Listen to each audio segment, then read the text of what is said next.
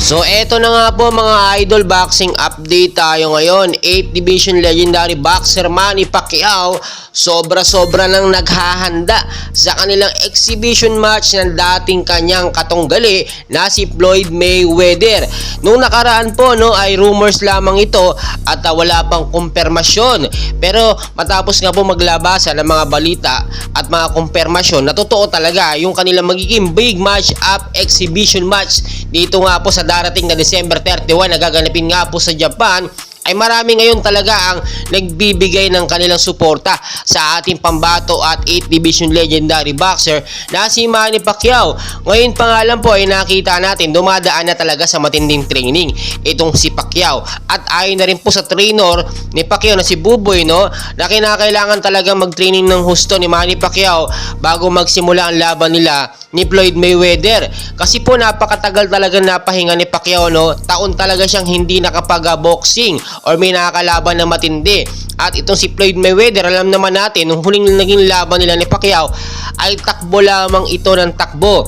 Marami nagsasabi na talagang dihado si Pacquiao nung laban nila. Pero nakita naman natin na takbo kasi ng takbo itong si Floyd Mayweather, kaya nahihirapan itong ating pambato na si Manny Pacquiao. So naging lesson learned na yon at hindi na pumaulit yung ganong takbo-takbo system ni Floyd Mayweather. So ngayon po nakita natin, pinakita na sa media or sa publiko ni Manny Pacquiao ang kanyang puspusang training. Hindi po basta-basta training ito, kasama po dito ang kanyang balanced diet, ang kanyang everyday ehersisyo, ang kanyang mga pagdidisiplina sa sarili, at syempre yung pagbabawas ng timbang. Itong si Floyd Mayweather, alam naman natin halos kaidaran lang din ni Manny Pacquiao at puro pagpapasaya lang sa katawan at pagpaparaya lang or pagpapasapa lang sa kanyang pera ang ginagawa.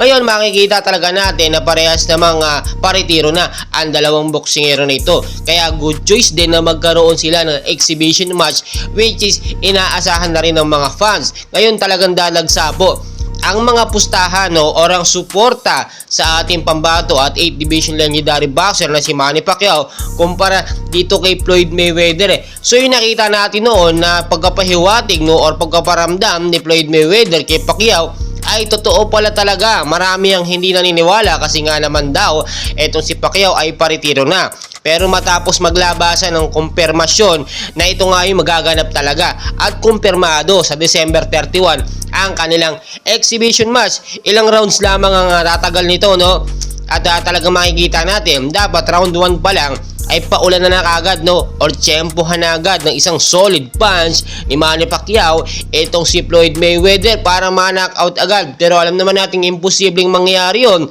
dahil napakatigas ng bungo or ng ulo. Mahirap patumbahin itong si Floyd Mayweather dahil sa kanyang mabilis na pagtakbo sa loob ng ring. Well guys, napakarami natin kaganapan. Please, huwag niyo kalimutan mag-like naman and suporta na rin sa ating YouTube channel.